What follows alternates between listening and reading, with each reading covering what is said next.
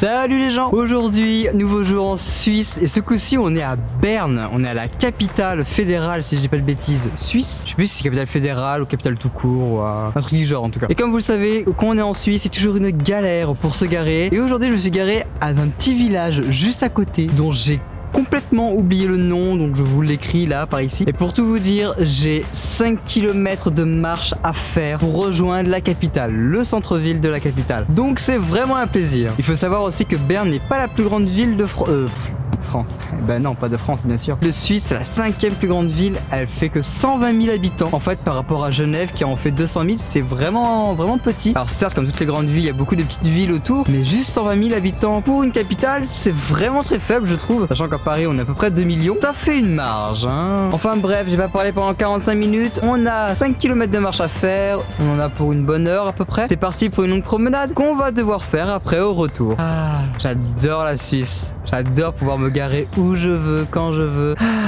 Pas du tout.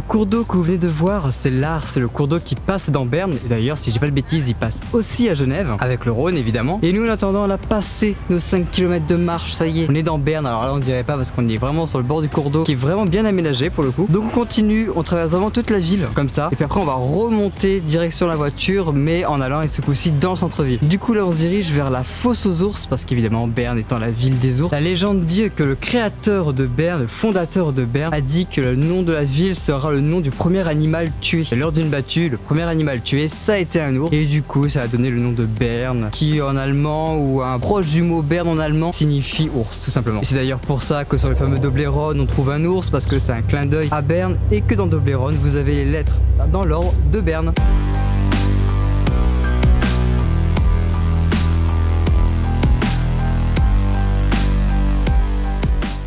Maintenant qu'on a bien profité de la vue de Berne depuis un petit peu à l'extérieur, depuis la fosse aux ours. D'ailleurs c'est cool, je savais pas du tout qu'il y avait vraiment des ours ici. En même temps ça se fait appeler la ville aux ours, mieux vaut qu'il y ait des ours quand même dans la ville. Enfin bref, en attendant nous on va aller en centre-ville directement. En plus c'est une capitale donc il y a beaucoup de bâtiments officiels. Et d'ailleurs on va pouvoir un peu parler de politique en Suisse parce qu'elle est assez différente qu'en France. Enfin bref, pour commencer on va se perdre directement dans les petites ruelles de Berne. Petite ville qui m'a l'air un petit peu, je sais pas, ça fait penser un peu aux villes médiévales, à ce que j'ai vu, à ce que j'ai traversé déjà. Alors j'ai pas encore filmé pour vous. Du coup on va directement aller voir ça dans le centre-ville de Berne.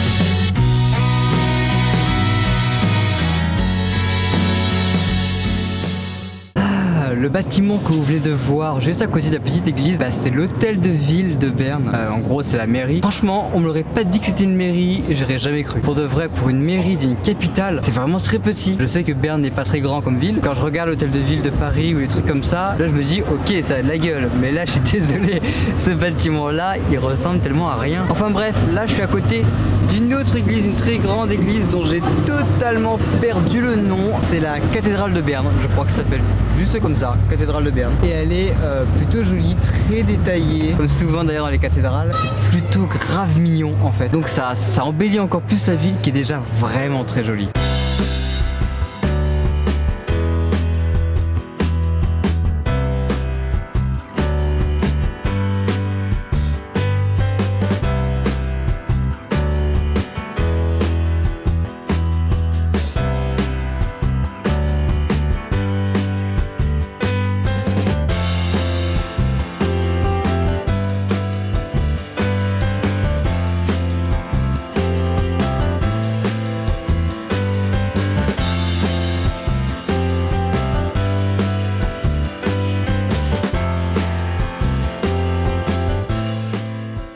Alors le bâtiment que vous venez de voir, c'est le palais fédéral. C'est là où il y a le pouvoir exécutif et législatif. Faut savoir qu'en Suisse, on vote pas du tout pareil qu'en France. Par exemple, en Suisse, on vote pour le pouvoir législatif, celui qui fait les lois. Et en Suisse, le pouvoir législatif, il a deux institutions. La première, c'est le Conseil national. Les Suisses élisent 200 conseillers nationaux pour 4 ans. Et à côté de ça, ils élisent aussi les membres du Conseil d'État. Les conseillers d'État, il y en a 2 par canton, hormis pour 6 cantons qui étaient des anciens demi-cantons, enfin je sais pas trop quoi, qui eux aussi sont élus pour chaque canton. Tout ça, ça forme le pouvoir législatif. Grosso modo, c'est comme en France, on a les députés et les sénateurs. Et ben eux, ils ont les conseillers nationaux et les conseillers d'État. Et à côté de ça, vous avez le pouvoir législatif. Alors lui, il est complètement différent. Il faut savoir que c'est le Conseil national, le Conseil d'État qui une fois rassemblé constitue l'Assemblée fédérale qui eux vont élire 7 membres du Conseil fédéral. Alors pareil, ils sont élus pour 4 ans et grosso modo si on compare à la France, ça serait un petit peu des ministres en fait. Chacun des membres du Conseil fédéral a une fonction bien précise, ce qui en fait grosso modo des ministères. Et ensuite il faut bien un président, un représentant à la Suisse. Et ben c'est l'un des 7 membres du Conseil fédéral qui est élu par l'Assemblée fédérale, donc le Conseil d'État et le Conseil national, qui vont élire parmi les 7 qui sera le président du Conseil fédéral et par extension le président de la Suisse. Enfin bref, on continue un petit peu de se promener dans Berne. Il y a quelques panoramas qui sont plutôt sympas depuis le palais fédéral justement. Donc on va en profiter, on se promène une petite dernière fois dans la ville avant de la quitter. Même si elle est très jolie cette ville, ça va être très dur de la quitter.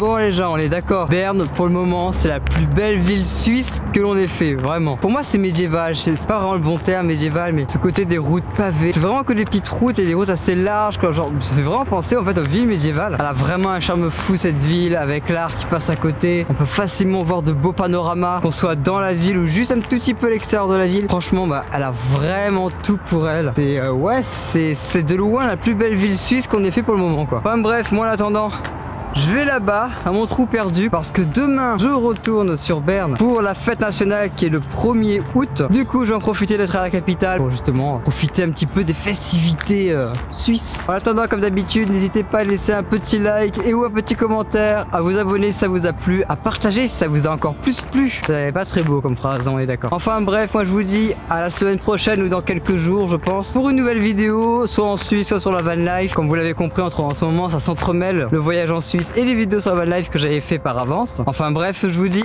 à dans quelques jours. Allez, ciao.